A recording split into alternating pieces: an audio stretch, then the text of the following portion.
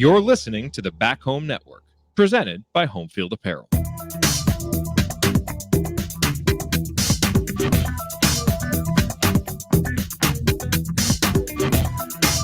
Welcome back to CrimsonCast. Galen Clavio joining you. It is Sunday, the 19th of May.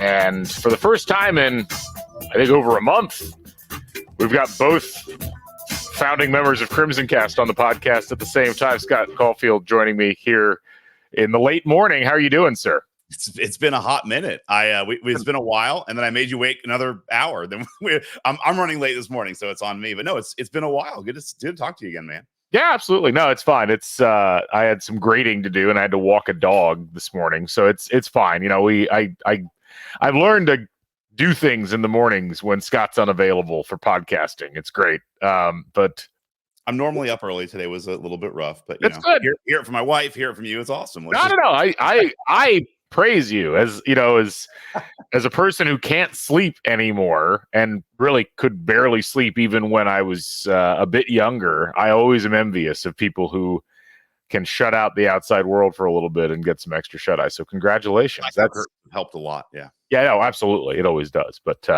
anyway, we're going to talk some IU stuff. We've got obviously both football and basketball to talk about, so we'll touch on some topics there. We've also got the Indy 500, which many of you are interested in. So latter half of the podcast, we'll tackle that. And before we get to all that, just a reminder, we're part of the Back Home Network. If you missed any of the content on the Back Home Network, you should go check it out immediately, including your other podcast, Scott, Right Up Meridian, which is a big day today for the Pacers. For those who are listening on like when we drop this, which will be, I think, about noon on Sunday, Pacers play at 3:30.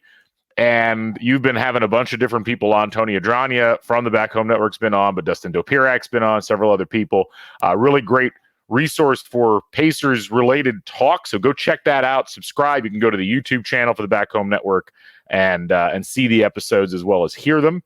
Also, of course, the X's and Joe's show. They've been doing a lot of off-season breakdowns of various items related to college basketball and IU in particular. And, of course, our friends over at Assembly Call and doing the work.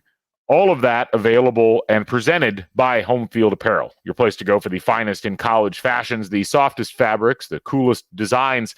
And we talked about Indy 500 stuff, a lot of racing-related apparel coming out of the fine folks at Home Field. Go ahead, Scott. Oh, I was gonna say I needed Home Field Apparel last night. So you enjoy kind of ribbing me on what we're doing up here in Westfield. So we gave a donation to the Westfield Library group, and so they had they're building a new library, and so last night was a VIP donors event to kind of see the new library, which was awesome at a great time. But the dress attire was, so it's an event, so I'm thinking, all right, it's got to be dressy. But the dress attire was they're doing a race theme kind of thing, and it was like black and white racing fun. Yeah.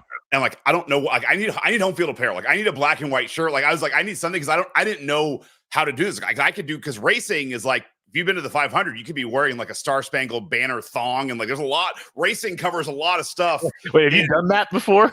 I have not, but I have seen it, and I know that you have as well. If you've been to the 500, but so anyway, I was like, I'll be honest. When I go to the 500, with most of the people there, I'm just happy they're wearing anything. Yes. Anyway, go on. So the event was awesome. I had a great time. Won a charity auction for the first time. Really? Yes, I did. What'd you get? Well, hopefully I won a couple rounds of golf that I bid on. But the other one that I know that we won, because we left before it was done, we had a friend text us, was one of those. It's like a police thing where you get like a police blanket, a Lego set, but then the kids get to drive to school in like a police Hummer van. Interesting. Like a SWAT thing. So that'll be fun. Anyway, the point was, you're getting me off track. Jeez. The point was that I needed Home Field Apparel to help me dress because I didn't know what to wear. I ended up going with I have an IndyCar work shirt, and it worked out pretty well and people liked it. But it's like, for your next event, if you're struggling with what to wear, go with Home Field Apparel. Should have had your trucker hat.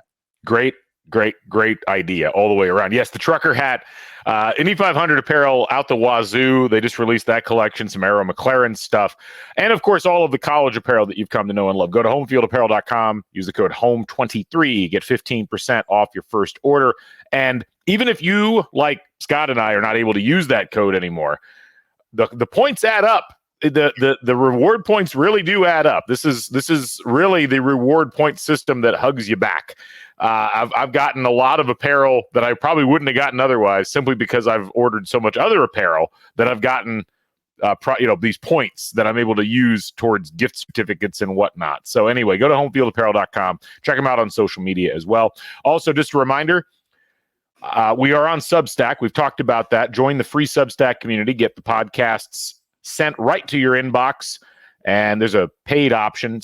We haven't done a VIP video in a little bit, which makes the whole, hey, sign up for the paid option sound a little bit questionable, but it really is just to help support the show. But Scott's going to have a VIP video, I think, right after this, where he's going to drop some information on the priority point system. I'll have one coming up a little bit later on. I'm going to do another special college sports business one about what's going on with this player at Washington that got $2 million in NIL money. There's a bunch of stuff that we cover on the VIP podcast. So go to Substack. Again, CrimsonCast.substack.com. Sign up for free. We'd love to have you as part of the community. And while you're at it, subscribe to the YouTube channel for the Back Home Network. Just search Back Home Network on YouTube. We've got, I think, 6,400 subscribers on there right now. And I've been pleasantly surprised at the number of people who prefer to watch you or me as opposed to just listen. I was, you don't expect that. You think, people don't want to see you. They just want to hear you. But this is the best way to see us as well as hear us. So go over and subscribe to the Back Home Network YouTube channel. That's been hopping here lately. So anyway, Scott, let's dive into our first topic of the day. Let's start with IU basketball on the men's side. We haven't talked since the roster filled out, but the roster is filled out. Miles Rice, Kanan Carlisle, Luke Goody. You've had this Landon Hatton obviously recently. So you've had the stocking of the roster. We talked a lot at the beginning of the cycle about some concerns that we had, which were reasonable given last year, about whether or not this was going to be possible. It is possible. And IU has certainly done as well, I think, as anybody in the country at leveraging the portal to get the players that, on paper at least, it looks like they need in order to have a much higher level of success for this upcoming year. So you had an interesting thought, which kind of dovetails with this, because we've talked a little bit in pieces, and our friends at Assembly Call have talked about this as well, about what Indiana has done this offseason. And I said on my last podcast, I think it was the last one, that what we're seeing is a coaching staff that has kind of checked all the boxes that you would want them to check in the offseason. And yet, what's interesting is there's this clear split in the at least the online population of IU basketball, maybe in the offline population too, I'm not 100% sure, about the disposition of the coaching staff and Mike Woodson in particular. So you posed a question on text, which I'll let you read and then kind of dive into, that I think is an interesting one to talk about right now, since we've got a pretty good sense now of what the roster is going to look like. Yeah, I mean, so I was thinking this the last couple of weeks, as you said, IU and Coach Woodson has done a fantastic job in the offseason.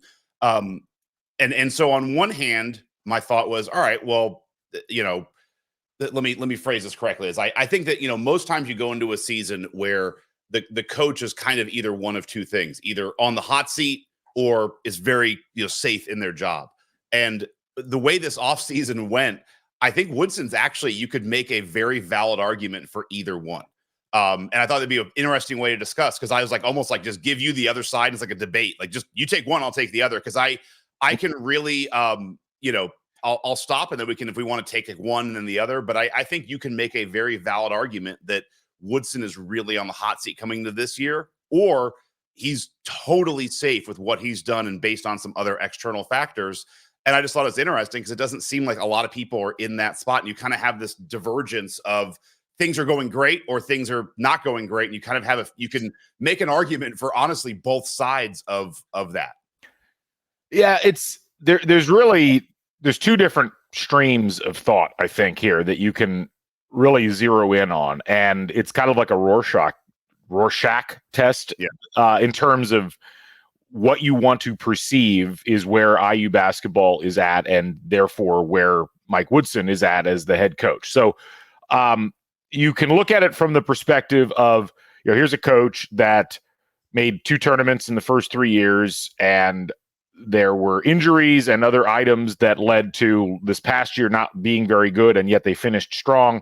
They go out and get arguably the best transfer class in the entire portal, and they look reloaded and ready to reassume the mantle and reassume the trajectory that they had before last year's kind of off approach to things. And a lot of the criticism of Woodson and the criticism of the team last year was way over the top because, between the injuries and between maybe some pieces that through no real fault of the coaches didn't fit well together. It was an off year, but you've seen many teams and many programs have off years where they'll miss the tournament entirely, and including teams like Villanova and North Carolina and, teams like that. And now you come into this season with IU already projected in the top 25. I've seen a couple of projections with them even like close to the top 15. Like the future looks rosy for IU basketball. And you not only got good players in the portal, but a few of them are guys who could be here for more than just one season. They're guys that could come in and really lay a foundation for the next round of things. And so thinking that Woodson would be in any kind of danger would be silly. That essentially, I think, is the argument to be made on that side of things. I would agree. Yes. And I would agree with all of that. I also think that you almost had kind of a, war games style feel of how things would go, and that things got really, so what I mean by that is things got really rough at the end of last season. So yeah, and Ali Sheedy showed up. And sorry, go ahead. Yeah, as soon as that computer redoing the IU Northwestern game over and over and over again, the computer's like, the game should not be played, Mike Woodson. That's actually how the Big Ten tournament works every year. The only solution, the only solution is not to play. Yes, it's that's so much better. The Big Ten tournament. It's like, I wrote all the scenarios. We had a year with COVID, and let's try the North Pole option. Maybe this will work. Yeah, I mean, if COVID didn't get us a title, it's not going to happen. Right. We laugh because we care, and we can't win the tournament. It chases the herd away. That's all. It does.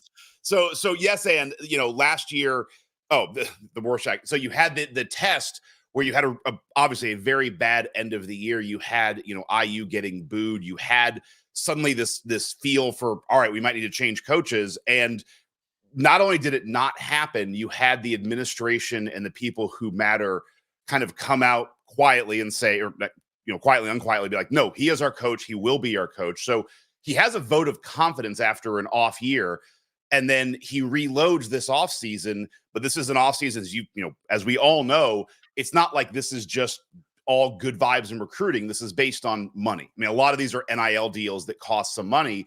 And, so he had the support of enough high-level donors to get money to get probably, I'll just say the best recruiting or the best transfer class and some of the best recruits and one of the best off seasons that wasn't paid for by, varsity club donations. That was paid for by private donors who want to give money.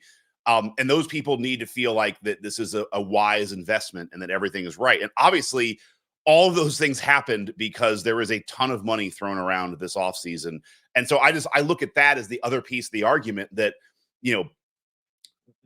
at a university level, some of the most important people are the trustees, the high level people in the athletic administration, and the high level donors.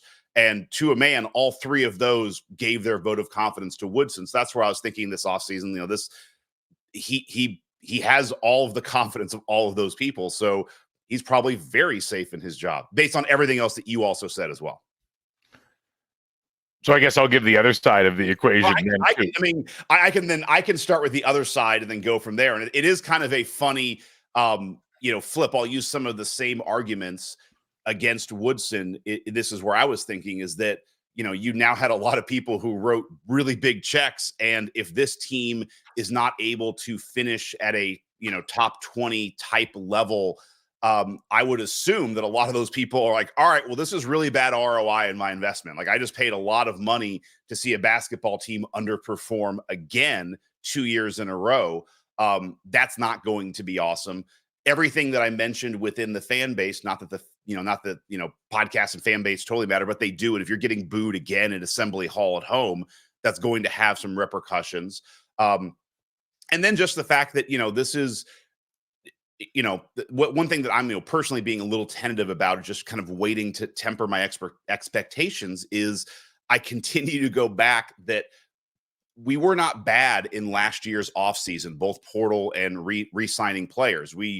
It seems to be this, for those who are very positive, it seems to be this feel of like, man, we killed it this year. We have so many good players. How can we not be good? It's like, well, we did pretty good last year. Like, yes, it doesn't look as good now in retrospect because we saw, not picking on, but we saw Peyton Sparks play when we first signed him. I remember listening to other shows being like, at least he's going to get at least 10 to 15 minutes a game. He's really going to provide that as Indiana kids. Like, all the things look like the most positive aspects of where they could be. Now that we see them, it's like, oh yeah, those are not great, maybe the best portal signings. Well, we're in that same spot here. Not everyone's going to pan out, but I would also say that, if this team is not able to meet some level of those expectations, you are going to wonder, it's like, all right, what kind of team is going to be successful under this regime? Because the only example at that point, assuming we have a bad year this year, would be a team of Archie Miller's players. Honestly, I mean, you would have back-to-back years of really killing it in the offseason and not a lot to show for it. So I think that would be the flip side in my mind on that piece. I think there's actually even more layers. Because you're very right that a lot of what we're seeing, there's a vision that's being sold, and that is what brings players in. Like, we've talked a lot about how it's not just NIL money that brings players in. It's also, how do I fit? Does this team have a chance at success? But that doesn't mean the NIL money isn't important. And I think ultimately, the checks that have been cut so far to build this roster, there is going to be that kind of donor class expectation. Like, all right, well, we're trying to make this happen. You cannot afford a season that looks like last year. And really, I don't even know if you could afford a season that looks like the first year. Because keep in mind, like, Indiana was borderline for a good part of that season. They had to win their way into the NCAA tournament in the Big Ten tournament, which we know how reliable that is as an approach. So I do think you're looking at a circumstance where there's going to be an expectation all by itself that there needs to be a higher level of sustained success. You cannot afford to go out and look like crap against all of your good non-conference opponents. You can't go finish 8th in Atlantis or something like that. But I also think that the other layer to this is most of the complaints about Woodson and the program have not been coming, at least publicly, from donors or even from media. They've been coming from the rank and file fans. They've been coming. I mean, I was at a couple of those games where there were boos in Assembly Hall. Like, that was just frustration coming from people who are not giving money to NIL in any great numbers. That was fans who have had this reservoir of frustration continue to get water behind it. And those levels keep building higher and higher because of the lack of any kind of sustained success. And so that's what's going to make this upcoming year very interesting, in that I think and I talked about this a little bit on the last show, there's a real amount of skepticism and I think a loss of trust on the part of many people towards Woodson. And, we've had people in our comments talking about how people can't let go of last year. That is true. And I mean, last year is last year. You wouldn't expect people to let go of something when they have had nothing to replace it in the matrix yet. But it's not just last year. To me, that's a knock-on effect from the entire Archie Miller era. The aspects of the first 2 years of Woodson that were less than ideal in terms of varying outcomes, because there were those. I mean, as much as that 2023 season was special in a lot of ways, there were also a lot of moments where we were looking around saying, what on earth is going on? Why isn't this team more consistent or better? So I say all of that with the idea that some of this is not just Woodson, it's a general frustration with the program. And so that leads to this idea of, I think Woodson's disposition is really based upon what are people's expectations? What are the expectations of this team as it comes into this new year? And I've yet to really see those elucidated. When a team is ranked somewhere between 15th and 25th, realistically, you're talking about a team that's going to be a 4 or 5 seed in the NCAA tournament, in contention for a Big Ten title, but maybe not a team that ultimately wins a Big Ten title. A season, frankly, Scott, that looks a lot like the 2022-23 season does. Yeah. Is that enough? Is that enough? Knowing that you're only going to have Omar Ballo for a year, you're only going to have, I think Luke Goody I think he's 1 year. You're not going to have Trey Galloway anymore. You might not have Malik Renew. Like the page will certainly look like it turns quite a bit next year, regardless of what happens in this upcoming season. So that's where I to some degree, I think a lot of the overarching questions about Woodson's job and disposition were quelled by what's happened over the last 6 weeks. That could all come back very quickly, though, if Indiana doesn't hit the ground running in this upcoming season. And that trying to remove our opinions out of the equation and just focus on how fans are going to react, that's really what this entire exercise is about.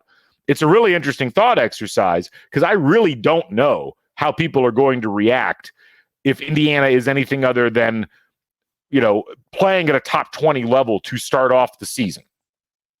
Well, and something we mentioned last year that's also there is that, when we start the season, we're going to be like 18 months removed from our last really signature key win against a top blue blood program that's also doing well. I know it's a lot of caveats there because we beat Michigan State at the end of the year last year, but Michigan State was not where you would consider them to normally be. And so I agree with you. I'm very curious to see how people react if we go through we'll probably win a game or two in Atlantis, I would assume. But if we go through the non-conference similarly to what we did last year and just kind of not get any of the scalps that we're expecting, how are people going to react to that? You're mentioning the expectations for the season. I think what's also interesting as where we're at is, if we have a season similar to 23 where we're good, we get a protected seed, but we don't get to the second weekend, I do wonder what that's going to be like too. And you mentioned some of those donors. I think a lot of these high level, I'm not one of the high level donors, but I think that, they kind of check in periodically. I don't think they're watching games like you and I are and really dissecting. It's kind of a little bit more checking in. How's IU doing? But I think if, we have if we have a season like 23 and then we get a protected seed, but we're not in the second weekend, I do wonder if some of those are going to look up and be like, hey, where are we? Like, I was expecting to be here. And I think this is what also, the residual buildup, you can look at every specific year and, under Woodson's tenure in 22, 23, and 24, it's like, all right, none of those years were really a second weekend type year in the micro. But in the macro, it's like, all right, we're in year 4. And at some point, you need to break through to the second weekend of the tournament.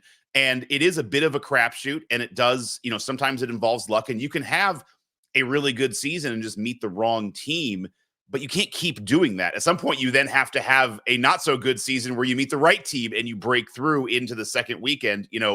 It's wild how we used to talk about Final Fours and titles, and now it's like, can we just get a second weekend? But that's what I love. But I do wonder how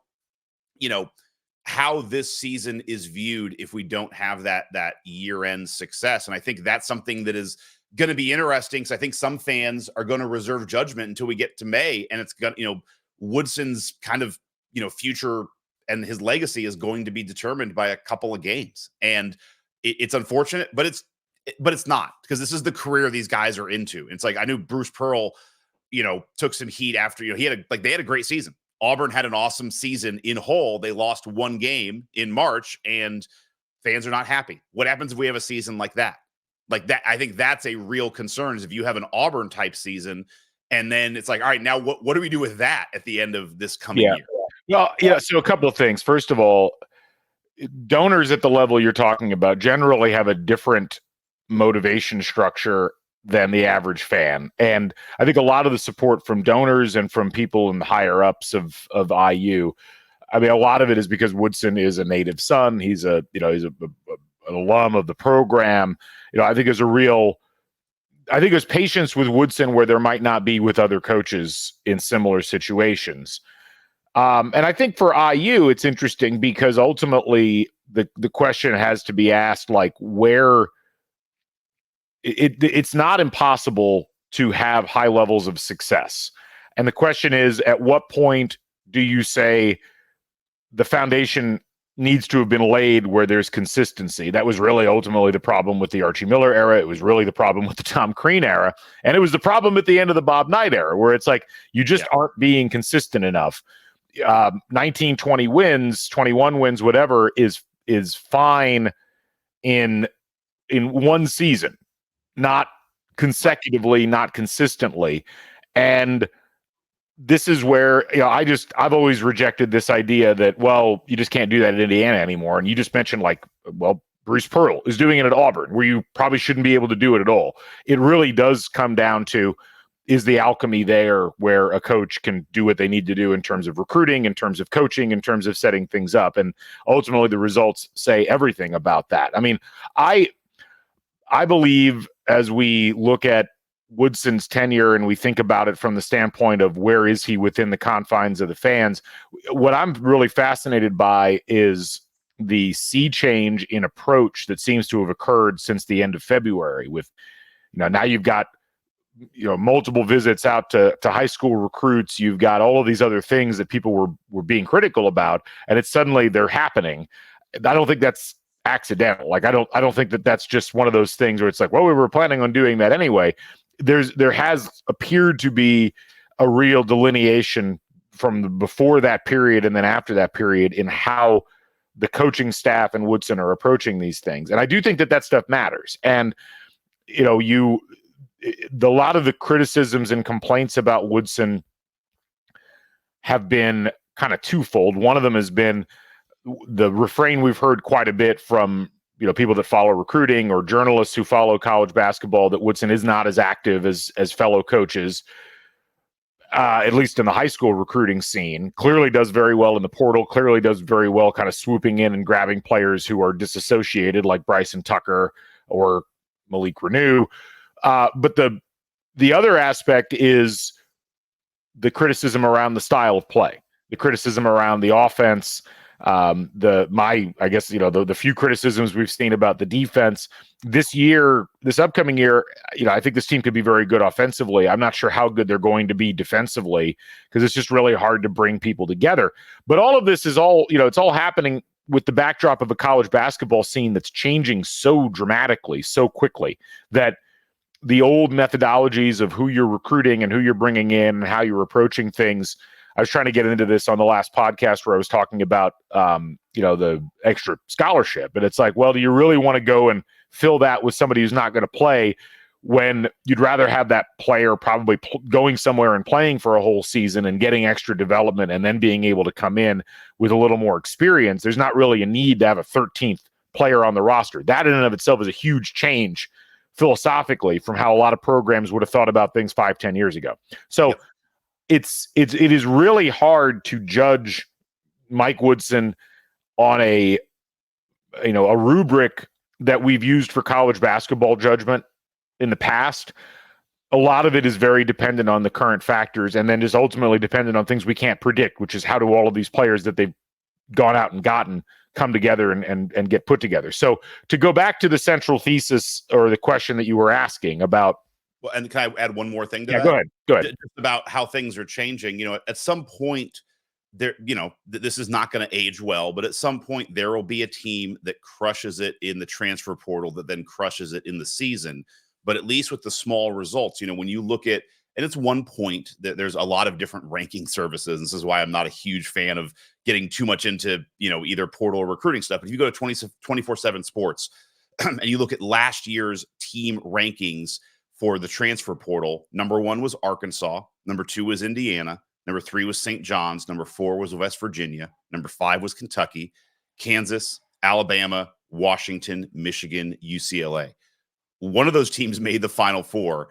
And a good handful of those didn't make it to the second weekend or didn't even make it to the tournament at all. Yeah. So, this, and again, this is not, things are changing very quickly in college athletics. So there will be a year when someone is the top of the transfer portal and then makes the Final Four.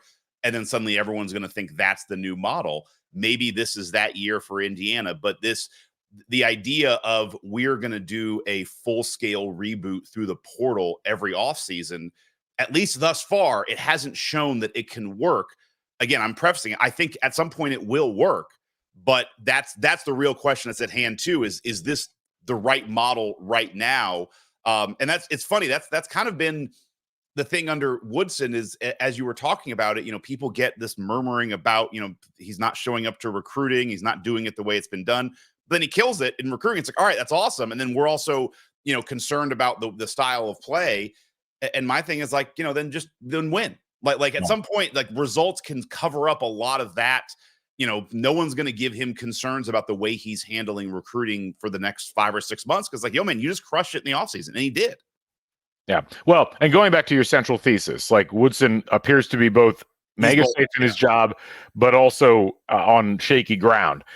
I think among the people for whom it matters, he's on pretty solid foundation. And that's going to be, I think, interesting to watch, though, because ultimately we keep coming back to this core issue. However good you feel about a coach, and I think this has been touched on X's and Joe's a bunch, however good you feel about a coach, there is a honeymoon period that stops at some point. And a lot of what they talk about on that show is in terms of recruiting, in terms of the caliber of recruits that you're able to pull in.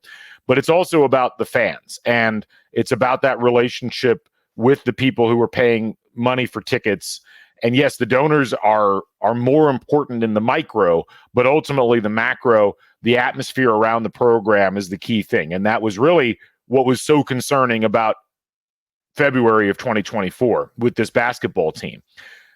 And so much of this, I think, is predicated moving forward on, can Indiana avoid that kind of a scenario where they've got a bunch of people looking around and saying, why on earth is this happening? And I guess the one thing I'll note is, like, Woodson has now had, 2 out of his 3 years, Indiana's had at least a 5-game they lost 4 out of 5, or excuse me, 5 out of 6 in February this year. They lost 5 in a row in February in 2022. And it's like, yes, in both cases, they recovered a little bit at the end. In 2022, they recovered enough to get to the NCAA tournament and the play-in game. But is that a trend, or is that just statistical noise that we've seen the first 2 seasons? I think this is where it makes it hard to determine what the actual atmosphere is around the program, because there's a lot of people, and you see them in the comments, you see them responding on social media, and you take some of that with a grain of salt, but these are real people. And in many cases, from what I talk to people who are not online, they match some of those attitudes. These are people who just look at this and say, this isn't working. It is going to take, as you said, wins against teams that are better than what we've seen Indiana beating in order to get that out of the mindset of those people, regardless of how much success there is in the portal or how much success there is on the recruiting trail. The other thing that's at play here, and I love the honeymoon period. It's so true. And you're seeing it with IU football. I mean, I think that's why there's excitement back in IU football, is just sometimes a regime change just provides that, just kind of provides, it's a divorce and you're moving on. But I would also argue, I think there's a reverse honeymoon period on the back end of careers that unfortunately Mike Woodson is going to be facing here. Is, it does feel like when fan bases kind of see the end of the light, so to speak, of, you're seeing it now with Michigan State. They've had a great, fantastic run, and Izzo has been the premier coach of the Big Ten for 20 plus years. I have a couple friends who are Michigan State fans, but they're in their little sphere of the world. They're talking about, all right, when do we get rid of Izzo? Like, he's losing his touch. Because they wouldn't do that in 2011, because it's like you're right in the middle of his career and it's absurd. Izzo is going to be gone in the nenext 3 to 4 years, or I'm not breaking news, but like his career is going to end soon. They know that, and now kind of comes like the reverse honeymoon. It's like, all right, we start to get antsy, and this is something that is just going to be dealing with Woodson, and that he's 66 years old. He's not going to coach until he's 80. All the stuff that you're mentioning, which your stuff on the business side is awesome. I love all of it, but the other thing that you're seeing is all the older coaches are getting out. Like, this is not a older coach game. And so I do think that is also going to be at play, is that a lot of IU fans are just going to look at it every year as like, all right, at some year, Woodson's going to be on this is my last 2 or 3 year plan. Even if he wins 3 titles, I'm not trying to say push him out. No coach over 65 seems to enjoy the landscape of college basketball today. You're right. However, the one thing is that Woodson is not your traditional older college basketball coach. No, you're right. You're right. I mean, that's like everything has a left and a right. Yeah, it's weird. No, but it's interesting because the things that Woodson clearly doesn't love to do, which is go out on the recruiting trail and recruit high school students, you can make an argument that's becoming just less and less important. And this idea that you're going to get your high-profile 5-star freshman who decommits from somewhere, or maybe you grab them in the early period and they stay. Yes, you're going to plug those people in, but a lot of it now is, as I've mentioned, very similar to how European football works, where you get players that start at lower levels, they demonstrate how good they can be. The ones that are going to stick around in college sports, you can grab those guys as sophomores or juniors. It takes a lot of the lack of certainty about who they are and what they can be out of the equation. And Woodson, as we've mentioned since he got hired, if he has an advantage in this environment, is if it keeps going that way, that is, you want to have a guy who can evaluate talent and say, well, now we see what this person can do and how they would fit in. And now we don't have to think, are they going to be a bust? And we saw that, let's say, it's like CJ Gunn just transferred out. Caleb Banks just transferred out. Those guys were not developing at a level that was commensurate with playing in the Big Ten. So you wasted kind of 2 years of development on both of them. You're not necessarily doing that with the guys that you're bringing in the transfer portal. The last thing it also seems that traditional coaches are used to having a lot of control and they want to control this process. And it does feel like with the portal, it's very similar to the NBA where you're dealing with intermediaries, and it kind of just becomes money's not the only thing, but money's a much more important thing. And you're kind of, Woodson is probably used to dealing with intermediaries and just, it's all about this number and I'll deal with your people. And maybe I'm not even involved. Maybe my people deal with your people kind of thing. The one last thing I'll say, and I think this is probably going to be the big acid test of this year for a lot of people. I think if IU just wins a lot, it won't be as big of a deal. But if IU is still kind of in this borderline where they're in the kind of 19 to 24 win range, does Woodson change his offensive approach to match more modern basketball and have it not look so stodgy, not have an offense that was as inefficient as it was last year? That's going to be an interesting question, because I think a lot of people are just of the mindset that IU is not going to modernize their offense, that they're just going to be locked into playing this. And I think there's a lot of justifiable reasons why people feel that way, because they felt like they got sold on the court. Well, they felt they got sold a bill of goods in the offseason last year, where it's like, well, we're only running that stuff because of Trace Jackson Davis. And it's like, well, actually you weren't. But maybe it was, well, we're only running that stuff because we don't have creators at guard. And that destroys everything. And maybe they've got that this year. But it's also interesting with the way the roster is constructed. Even if you're playing both bigs at the same time, it doesn't look like you're going to be able to do that for 35 minutes a game because you don't have enough depth there. It does look like they may go to a smaller, more versatile, more athletic lineup. I think a lot of people are tuned into that. If that changes, I think a lot of the concerns around Woodson among fans start to dissipate, because I think fans are willing to accept losses as long as they don't pile up and as long as IU doesn't look dreadful in the losses. And that will be a really fascinating thing to keep it. The Pacers are kind of an interesting example of this, where, if this same Pacers team with the same record and the same outcomes was scoring 93 points a game as opposed to whatever they're scoring, like 108 or 115, I think there's a far different perception of the team, of the franchise, of Rick Carlisle. Having an offense that is exciting to watch and can go on these big spurts covers up a lot of the defensive deficiencies that lead to losses. I'm really curious with IU to see how that plays out and whether that ends up being a factor in how people perceive Woodson moving forward. No, I mean, that's a really interesting comp, because that is one thing that I love about this Pacers team is I feel like on any given night they can beat anybody if they're playing well. I don't know if they can win, NBA, you play series. I don't know if they could beat a 7-game series against the Celtics, even if they play 4. I'm not sure they can put together 4 great games, but it's been a while since I felt that way with an IU team where it's like, hey man, if we're clicking, we can beat anybody in the country. And that's with college basketball, like the tournament's different. If you're just clicking for a couple of weeks, you can do that. You're playing different opponents and things, it's obviously different than the NBA, but I agree with you. But at some point it just comes down to wins and losses, and it does feel like to me that, Woodson is starting to, in my mind, narrow his options.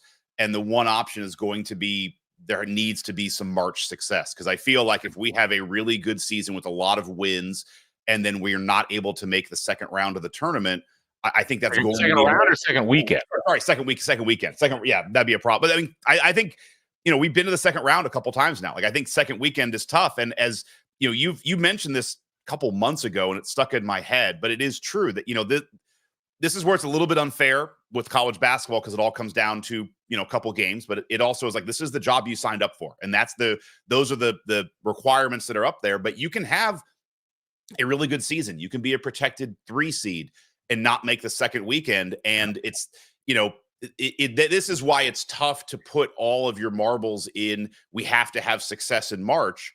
But I think that is unfortunately what's going to start happening with IU, because there hasn't been that success in March for so long that at some point you're going to have to do it. But unfortunately, you can have really good teams that don't. I mean, again, Auburn is a great example. That was a great year. That was a well-constructed team. That was a well-coached team. They lost the wrong game at the wrong time. The question is, was that a successful season or not? They had a Final Four a couple years ago. That helps temper some of that. We don't have any of that. So that to me would be the biggest fear, is you have a season like Auburn coming up in front of us. And like, how does that solve or resolve any of these issues? And it probably doesn't. I think success in March is going to probably be, that's going to answer the most important answer to this question. Maybe. The one thing I'll say is I do think a really good regular season would solve a lot of people's concerns about, to me, like a Big Ten title or even just finishing in the top 2 again of the Big Ten would go just as far, unless IU goes and gets blown out in the tournament afterwards, like that, but there's it's a Big Ten title. I'm with you. I think a Big Ten title serves a lot. That 2016 team that holds a lot of. A Big Ten title is something. A Big Ten tournament title, which I know is fanciful, that's something too. Well, and it's interesting because if you look at the way too early rankings as far as the Big Ten is concerned, I mean, we've talked about this already. The Big Ten is going to be a bit down. I mean, I would love to smoke whatever the national media are smoking regarding Purdue. Well, first off, it's illegal in Indiana. Whatever it's true. It's illegal. It's legal in every other state. It's illegal in Indiana. Different podcast. Wherever they're buying this stuff. I mean, my God. I mean, I've seen multiple people now come out and say, well, Purdue's got the best backcourt in the country. And I was like, on what planet are we talking about Purdue having the best backcourt in the country? Seriously? Braden Smith and Fletcher Lawyer, without Zach Edey to draw defenses away, is the best backcourt in the country. I wish you the best of luck with that, if that's what you're putting your money on. But anyway, like if you look at the ESPN way too early rankings put together by Jeff Borzello 6 days ago, Purdue's ranked 13th in the country. Indiana's ranked 16th in the country. Yeah. And if you look around the rest of the Big Ten, and this is where it gets weird, you know who the next team to consider is in the national rankings? I have not looked. I'm going to guess. I would assume Illinois. No. This is why it's weird. Wait, I want to guess again. Like just nationally, maybe like Michigan, even though it makes absolutely no sense. But no, it's weird for a different reason. It's UCLA. Oh, I forgot. I forgot they're in the Big Ten. That happened. That's the thing that happened. That's what's happening this year. You're right. I feel so weird. What's going on? I know, but that's like the next regular Big Ten team is Ohio State, who was dreadful last season and who's getting this ranking largely because John Diebler had Jake Diebler. I don't know who John Diebler is. Jake Diebler finished 8-3 at the end of the season. So you got a bit of a dead cat bounce there with Chris Holtmann getting fired, but that doesn't mean that they're going to be good. It would be funny if somebody doing one of these prognostications just threw in like DePaul, just to see to see how long it took. Someone's like, oh shit, I didn't realize DePaul was in the Big Ten. Well, yeah, I know. Well, and then the next ranked team is Maryland, who was dreadful this last season and who was yet to really show much of anything under Kevin Willard. But my point being, we talk about Big Ten titles, and I could maybe hear in the back of some people's heads, well, IU's not going to compete for a Big Ten title. It's like that Big Ten has there's no clear winners. There's no clear leaders. IU, from a talent perspective, has every piece of the puzzle. And to some degree, I'd like to thank the national media for continuing to decide that Purdue is the top team in the conference, despite losing Zach Edey and other pieces, because that actually, I think, will take a lot of pressure off of IU, where they won't come in as the favorite in the conference. Maybe they'll come in second or third.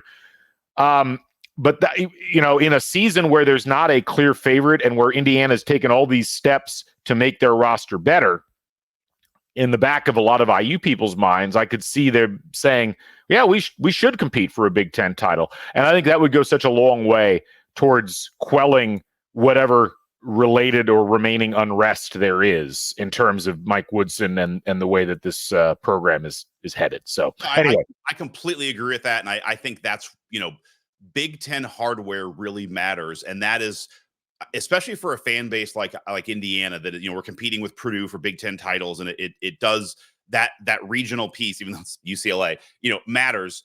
I think, that's something that could cover up for a bad March, even if it's just, it's a bad matchup in the second round, or, however that happens. If you had the Auburn season, but did Auburn win the SEC? But if you have the Auburn season, but you win the Big Ten, so you have a great season, you win the Big Ten. Auburn did win the SEC outright. I'm sorry. Tennessee won it outright. Auburn was in a 4-way tie for second. I think that's that to me is the worst case scenario. You have a really good season, but you don't win the Big Ten. You don't win the Big Ten title. You have a poor result in March. That's going to be really tough to square that circle. But I do think if you get a Big Ten title, while it's going to suck if you lose in March, I think that's enough to be like, all right, man, you did something, and you've done something here that, 4-year coaches haven't done before, like Archie Miller. So I think that'd be important. And I kind of agree with you. I'm trying really hard personally. I've taken some crap on Twitter for being too negative or not being positive enough with them. I'm trying really hard to I don't want to get in a yo-yo effect where I'm just super high, super low. I was pretty unhappy the end of last year. And I'm trying to just get back to neutral, where it's I'm not super happy, super low. Let's just have some results show me. But, that would be a Big Ten title would be awesome. I think just winning, going through that process would be good too.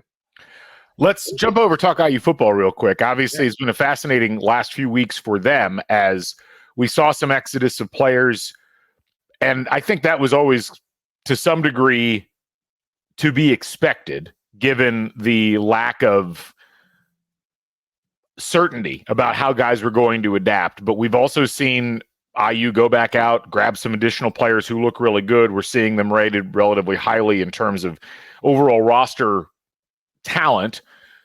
Still some questions certainly on the lines, but they've made a lot of strides, and we enter kind of a quiet period to some degree for IU football. There's going to be some players that will still come into the portal. They'll be still or come in from the portal.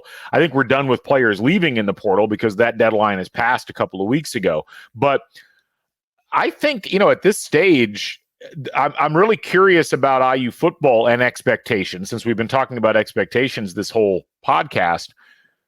This is one where I almost feel like the opposite is the case, where I feel like there's so much positivity about what Curt Cignetti and his staff have done up to this point. I look at a lot of the roster compositions of the various teams and who Indiana's got to play. And while the schedule is certainly favorable, I do think it's worth just reminding people that there is a long way to go with this IU roster. And much as we've talked about the problems that IU basketball might have about bringing a bunch of new faces together, getting a good system in place where everybody knows their role, IU football, with the amount of turnover they've had, is in maybe an even more complicated state because of how many pieces have to work in a complementary manner for good football to take place. And so you look at UCLA, who a lot of people have very much disregarded. Their defensive roster is actually very good, and they're not going to be a pushover, especially having to travel on the road. Washington, on paper, it looks like they lost a lot, yet they brought a lot in. And a lot of those players are players that Jed Fish, their new head coach, had at Arizona. Northwestern, that's a team that they always seem to find a way to surprise. They're either better than you think they're going to be or worse than you think they're going to be. And I'm a little worried that they're going to be better than people think. I say all that not to try to pour cold water on the IU football front, because I think there's a lot of really exciting moves being made. But I could see a scenario where they're not winning 8 or 9 games, certainly. And I think that a lot of people, I don't know what the expectations are. It's just been all positive. I am curious to see what the reactions will be if it's not all positive, since it's the first year of Cignetti and his staff at IU. So I'm going to reach out to I'm going to call out our friends over at Biteside Bison. Taylor's done a great job over there. Had a Substack where he went back and forth with Ben Witterstein with the Wittenstein. Man, I was never going to say it right. With the preseason analysis. But what I thought was interesting is, where Indiana on the Vegas books is at 5.5 wins this season. And when you look at the other teams Indiana's playing in the Big Ten, 4 of those teams are either at or below that. Now, obviously, people can be above the expectations, below the expectations, but we have the same win total as UCLA, same win total as Northwestern, a higher win total than Michigan State, who's 4.5, and Purdue is also at 4.5. So if you assume that we're at that level or we're better than those teams, that's 4 Big Ten wins right there with 3 non-conference. That's a 7-win season, which to me is awesome. I think this is where, expectations, this is, back to the X's and Joe's guys, you have the honeymoon phase. And so even not meeting expectations in your first year is not awful, because you can still sell yourself on, we're building the foundations. That's why this is a good place to be. But I also think that IU football just has a different expectation set than IU basketball, and that if we get to 5 wins, that it looks like we were really close to get to 6 or 7, I think people will be there. I look at it similarly to you with the basketball, that I'm not sure, given our schedule, how tough it is going to be for us to win 4 or 5 games in the Big Ten, just based on the teams that we're playing and where they're all projected to be. I'm also drinking a lot of the Kool-Aid and really enjoying what I'm seeing. But yeah, it's going to be interesting. I also just think if Indiana falls a little bit flat, I don't think there's going to be the same kind of reaction. But, all of that is going to change if they come out and they're not able to go 2-0 going into UCLA. Like, if you can't beat FIU or Western Illinois, we'll get, as Yogi Berra would say, it gets late real quick here. That is where I think there would be some alarm bells, like, you really won the offseason, but you're not able to win games on the field. That if they come out, even if they're 2-1 after that UCLA game, things are fine, but it kind of depends on what that one loss looks like. If it's to FIU or Western Illinois, it's not good. Or if they just get completely boat raced by UCLA, a team that's not projected to be awesome, that's also going to be concerning. Culture change is hard, which I guess is kind of why I wanted to bring it up. And, that's a very fair point. I'll use, for those who follow the Premier League, I'm a Tottenham supporter. And it's been interesting watching the first year of Ange Postecoglou as the Tottenham manager. They did, they lose the best scorer in Premier League history before the season starts, and they still figure out a way to finish 5th. I think they're gonna finish 5th here, and that's a great accomplishment. It's the first European football they've had in a couple of years. First year that they finished with the same manager they started with, and yet they ended the season very poorly. I think they got 3 points out of their last 5 games, which is real bad. The thing is, if you see the press conferences that have been held and you read through the comments, a lot of it is Postecoglou saying the culture is not there. Like there is still a lot of problems with the mentality and the thought process that the players and the club have, and that is leading to a lot of the problems in key pressure moments. For IU, this is going to be the big question mark. Like, as much as the culture looked like it had changed under Tom Allen, and as much as in the 19 or the 20 season and the 21 season, it was like, actually, it was the 19 season and the 20 season. It was like, wow, this team is different. This is not the same IU of old. 21, 22, 23. The veneer comes away and it's like, we still have a beat up car. Yeah, exactly. And so that, to me, is a really fascinating thing with IU football, which is like you can bring these extra players in. And this is where I think even if you've got questions, and Taylor's done a good job on Bite Size Bison of trying to parse, how well statistically will and basically a non-Power 5 player translate to the Power 5 level. I have to stop using the term Power 5 because it's really just Power 2. But coming from James Madison up to this level, or coming from a MAC school up to this level, there's a statistical element. How does that translate?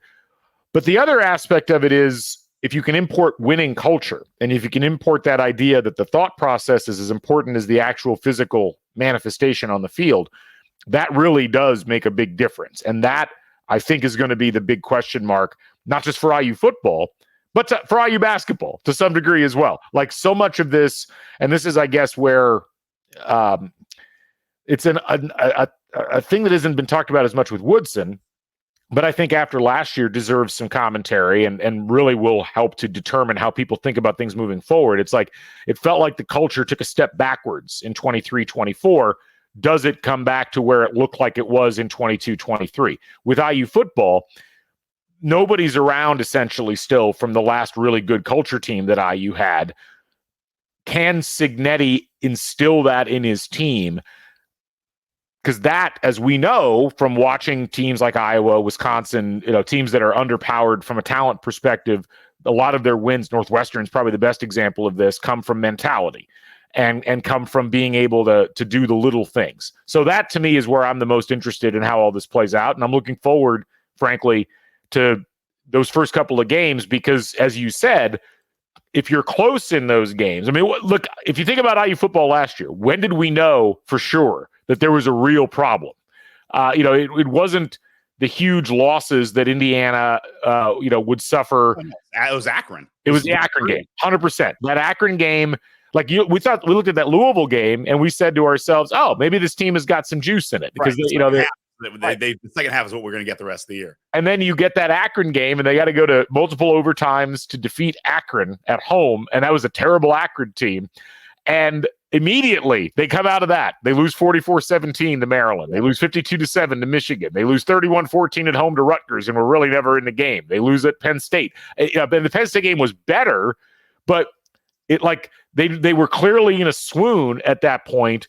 And I think, by the time they go into the Penn State game, they were like 2-5 or something like that. So we will know, I think, pretty early. Then the question is that sustainable over a 12-game regular season? So it should be fun. It's interesting. But that's the stuff that we can't tell from looking at the transfers in and out and looking even at the schemes that have been run. What I'm excited about is on the last pod that you did, you were talking about that. I didn't know the venue change. I knew that Northwestern had turned down their stadium. I didn't know the venue change stuff. It was funny. You're just like, you're normally, relatively even keel, and you have very measured, takes on the pods. It was just funny when you're like moving the game in Northwestern, and I'm pissed. I'm in the car, like, oh, Galen, and now I'm excited for your post game for that, because if we end up losing that game based on like wild wind or something crazy, I'm going to, normally you kind of let me go bananas and just rant. Like I'm putting a pin in it now, put a note, like put a thing in my calendar, like if we lose that game because of something crazy based in the field, like I'm just going to let Galen cook. Like I'll do the open, I'll do the home field apparel, and then I'll just get a quick glass of coffee, cup of coffee, and let you cook. It'll be a hell of a way to close out September. I'll tell you that much. Yeah, tune in on that one, folks. Make sure your Substack subscription is ready to roll. There'll probably be a VIP episode about that one too. Yeah, I'm looking forward to it. Anyway, before we wrap up, let's talk some Indy 500. We're recording this at 11:40. Well, we've been recording for an hour at this point. So if you're still with us, thank you.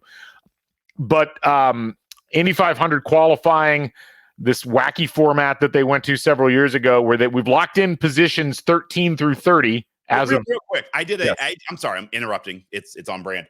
I did a premium post about this on the Substack, but I'm curious your thoughts. Getting up to this point, real quick, IndyCar talk. What are your thoughts on the Penske push to pass thing, and having to actually change? It's been an odd season, so I'm just curious your recap. And again, if you go to the premium Substack, I have some videos on my thoughts on IndyCar up to this point. It's not that we're trying to put it all behind a paywall. We're just trying to not subject people to more IndyCar talk because it's wild. Right. What are your thoughts on what's happened so far this season with that? Well, I mean, look, I I'm glad IndyCar actually took the steps to say something was done wrong here. We're going to go back and investigate. I think that's important. The problem is ultimately twofold. A, Penske's got such good cars and they're such a well-run organization that ultimately the punishments that were metered out aren't really going to be punishments that are going to hurt them the same way they would hurt like Arrow McLaren or Andretti or, well, Andretti does a good job of hurting itself most of the time, but so people I think are expecting Penske to get like penalized in a way that's going to harm their performance. And it's like, that's not going to happen because their performance isn't really dependent on the things that they're getting penalized for to any huge degree. So, it's important that the series demonstrate that nobody's above the law. And I thought all the Penske explanations were kind of dumb, but I also think it's important to remember that cheating happens in auto racing all the damn time. It happens in F1, it happens in IndyCar, it happens in NASCAR. Probably 5 to 10% of it actually ever gets caught. And so I have a hard time being that upset about the actual scandal itself, given that it's, in the big scheme of things, probably a relatively minor thing, all things considered. But it's like it's a cloud for a series that didn't need clouds. That is not a reason to not do the punishment. It's almost like it's such a weird thing to try to describe what happened that it almost loses its impact. Does that make sense? It does. My feeling on it is it highlights what is so wrong with this series is that we talk on these races, especially the road and street courses, all they talk about is push to pass and the different tire compounds. Yeah. And I would be hard pressed to remember 4 races where either of those things really affected the race. It maybe it does on the margins, but we talk about tire compounds ad nauseum in these races. And then I went to the Indy Grand Prix with my family. It was awesome for 12 seconds when the race started. It was awesome for the one restart. The rest of the time, Pelot's just running away with it. And it's like, you need some kind of competition to bring these teams together. And to me, it highlights, it's like you said, it's a dark cloud over a sport. But it's like, we're going nuts over this push to pass when it never affects anything. I've never seen a race, it's like, oh, he's got more push to pass, but there's nowhere to pass in Barber. So that's all, it's like, it's these advantages they talk about on the broadcast. They're trying to sell the excitement and then nothing ever happens. And so to me, like to the series, like you guys are kind of wrapped around your own axle here. Like make this stuff better or more important, or just get rid of it, because the push to pass, like people were cheating, but it still didn't matter. Like I don't think Newgarden won that. He was going to win the race anyway. It's like he still couldn't pass the people he couldn't pass on the places he couldn't pass. I don't know. I think it highlights they have all of these little gimmicks, but none of them are working. It's like if you're going to go down the gimmick route, do the NASCAR thing and just do a competition yellow every 20 laps. I mean, just have real gimmicks that actually bring the field together, or just be the natural racing series. But I don't know. I took away, it's like you said, it's really tough to explain to somebody what this is. Like, oh, this is big enough that they got penalized a winner of a race. Then you'd be like, oh, well, then this push to pass must be the most important thing in every race. Like, no, actually, it really never affects anything. Well, I mean, I get what you're saying. Yeah, ultimately, it's one of those things, and this is where I think rules violations in all sports are problematic to try to explain. It's kind of like, I think about the NBA with this, like the number of things that I haven't been aware of as far as like the minutia of the NBA rulebook. There was this that happened in the Mavs Thunder game last night, which you missed because you were, bidding on prizes. But, there's a call at the end of the game that ends up ending the series. And, I'm still trying to put together exactly what the hell happened. We've seen this in the Pacers series with. Yeah, no, it's like, oh, that's not reviewable. It's like, why? I didn't know that. Yeah. Right. Or, oh, that's not a foul, even though it's clearly a foul. There's just all these things where I feel like there needs to be a reckoning across the board sometimes about, okay, what is actually important, what is not, because these rule books tend to not get cleaned out and organized properly. And most of them are written for scenarios where you're not using replay because they precede replay. And yet now we've got replay, but they're not really using replay in the way that it could be used to make things easier. They're just taking complicated things and making them either seem stupid or incomprehensible, neither of which is really a good outcome. It also feels like aliens just dropped basketball, sports on. It's like, well, this has to be, this is Bible. It's like, no, like this, in the end, this is entertainment. Like, right. I want to enjoy what I'm watching. And yes, I'd like, fair competition, but I also, once we go to the monitor for the 15th time, like this is no longer, I'd rather have just missed calls than 30 seconds to the monitor every 2 minutes. Or if I agree. Like the more you can get rid of the monitor, the better, I think the better solution you have at that point.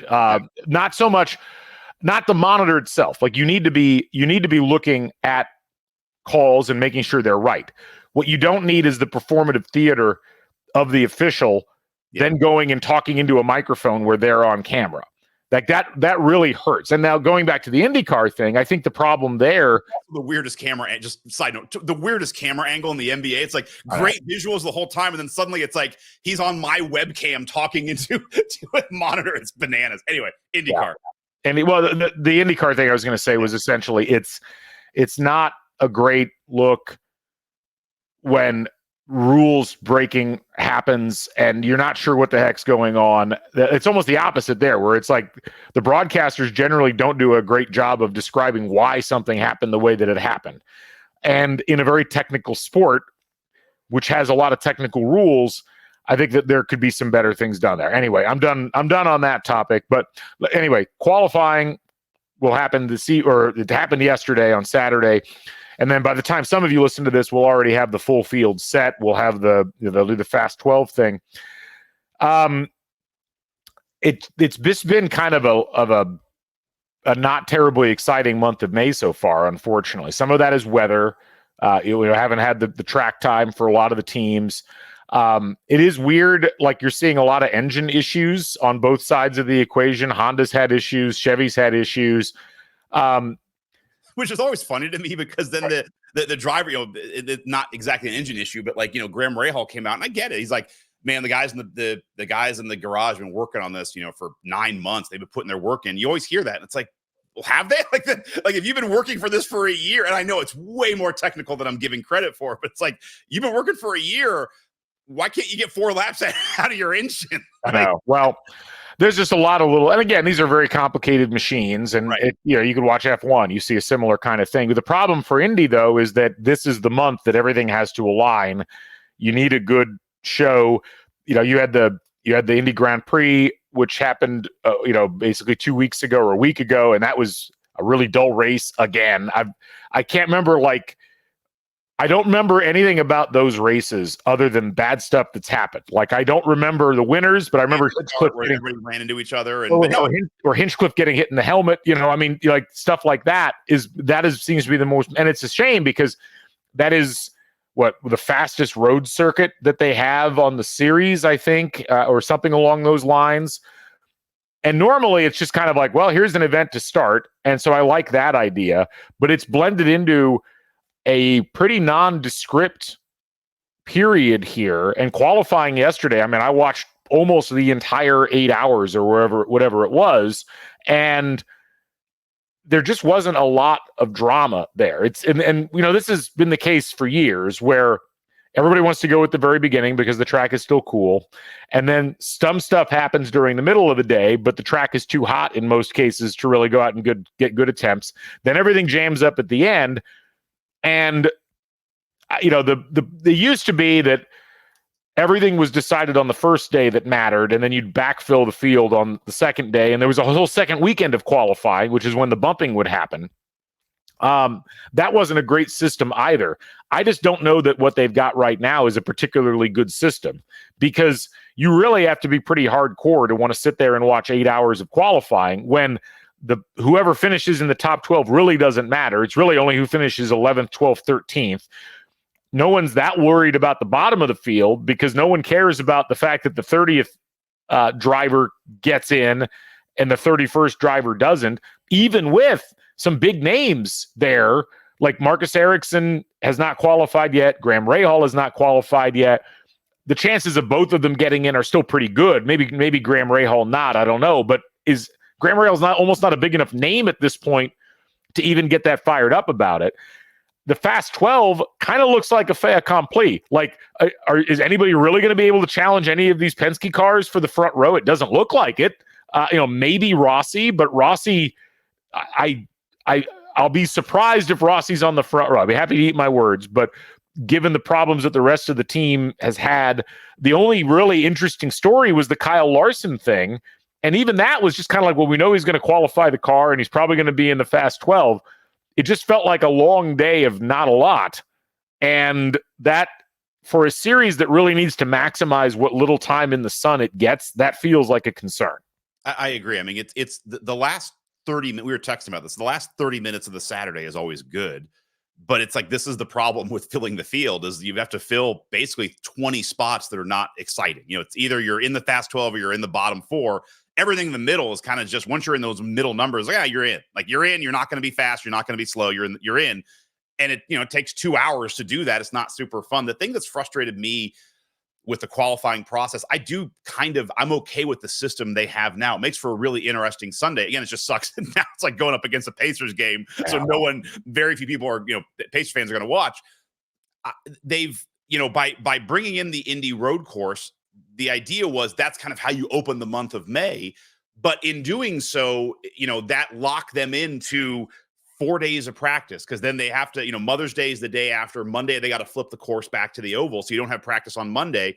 And now you just have practice Tuesday, Wednesday, Thursday, and Friday. They bring the boost up, and weather seems to always come into play. So weather's always taking off 2 days, and everybody's like, wow, we don't have any practice time. It's like, well, it's May in Indiana. Like, we've done this a bunch, like, for how old's the state? 200 years old. I mean, that had to go to thermal to fill a weekend. Like, you have a ton of time. Move that IndyCar, the road course race back a week or two. It doesn't have to be in May, end of April, and then bring us back 2 weeks of 2 weeks of practice, maybe 2 weekends of qualifying. Like, this is your event. Sell your big event. I mean, as somebody who's a fan, I love having practice on just on my TV, just kind of listening to it, watching it.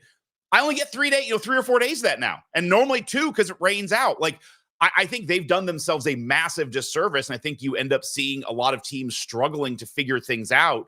And it ends up being just a Penske shootout. Almost, it's always a Penske Ganassi shootout every year, because those are the teams that, pardon my French, have their shit together. And other teams, you don't give them enough qualifying, they're going to have a bunch of issues and trouble getting it in the field.